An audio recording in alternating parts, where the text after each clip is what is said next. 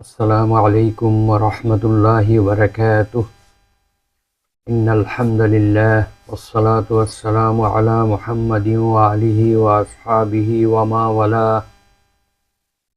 সম্মানিত দর্শক শ্রোতা মুসলিম ভাই ও বোনেরা, আমরা মহাগ্রন্থ আল কোরআনের তাফসীর বর্ণনা প্রসঙ্গ অনুষ্ঠানের আজকের 13তম পর্ব নিয়ে হাজির হয়েছি।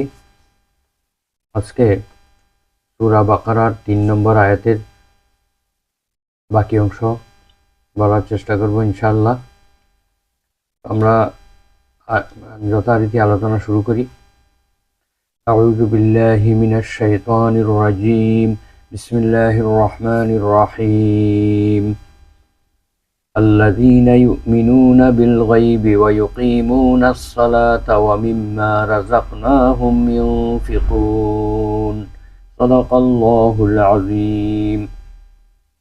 মহান আল্লাহ রাব্বুল আলামিন বলেন, যারা ঈমান এনেছে অদৃশ্য বিষয়ের উপরে এবং যারা সালাত প্রতিষ্ঠা করে এবং আমার প্রদত্ত জীবিকা থেকে যারা ব্যয় করে তারাই হলো মুত্তাকি। তো আজকের বিষয়বস্তু হলো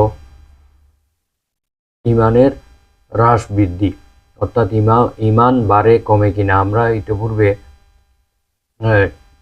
ঈমানের উপরে বিস্তারিত আলোচনা করেছি।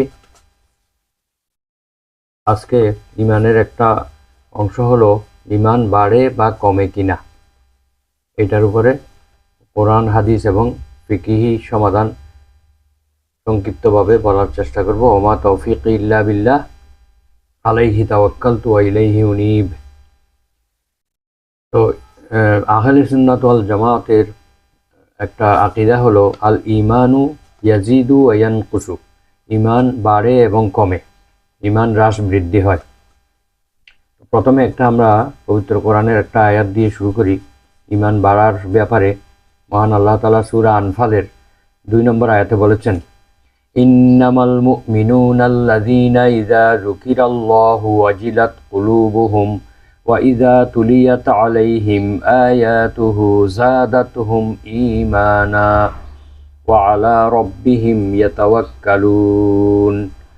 নিশ্চয়ই তারাই হচ্ছে মুমিন যাদের সামনে মহান আল্লাহকে স্মরণ করলে, আল্লাহ তাআলার কথা উল্লেখ করলে তাদের অন্তর প্রকম্পিত হয়, তাদের অন্তরে ভয় ভীতি সৃষ্টি হয়, এবং যখন তাদের সামনে আমার আয়াতসমূহ তেলাওয়াত করা হয় তখন তাদের ঈমান বৃদ্ধি পায় এবং তারা তাদের প্রতিপালকের উপরে নির্ভরশীলতা আরও বৃদ্ধি করে দেয়।